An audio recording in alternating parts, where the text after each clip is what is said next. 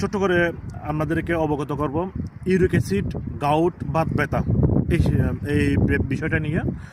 আপনার uric acid হয়েছে, আপনার ডক্টর দেখিয়েছেন, আপনি যখন বলছেন আমার পায়ের গোড়ালিতে ব্যথা, বৃদ্ধাঙ্গুলে ব্যথা এবং হাতে গিয়ে গিয়ে ব্যথা করে, তখন আপনার ইউরিক অ্যাসিড পরীক্ষা করানোর পরে আপনার দেখা যাচ্ছে ইউরিক অ্যাসিড ধরা পড়েছে। তাহলে তখন আপনি কী করবেন? আমি আপনাকে সেক্ষেত্রে বলবো, আপনি প্রাকৃতিকভাবে যদি সুস্থ থাকতে চান, আপনার যেটা করতে হবে, আপনি যে সমস্ত খাবারকে আপনি অ্যাভয়েড করবেন।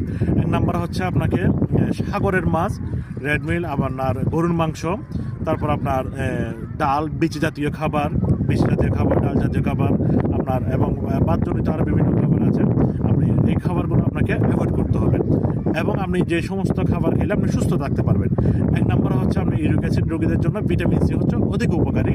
আপনি চেষ্টা করবেন প্রত্যেক দিন অন্তত একটা করে পাতিলেবু খাবার, যদি কষা সহ খাইতে পারেন ভালো, আর প্রতিদিন একটা করে আপনি অন্তত পাতিলেবু খাবেন। আর যেটা করতে হবে, আপনাকে চেষ্টা করবেন অন্তত প্রতিদিন বেশি বেশি পরিমাণ করে পানি খাইতে। আপনি যত বেশি পানি খাবেন, আপনি প্রস্রাব বেশি করবেন, আপনার ইউরিক অ্যাসিড, গাউটের ব্যথা থেকে আপনি মুক্তি পেতে পারবেন।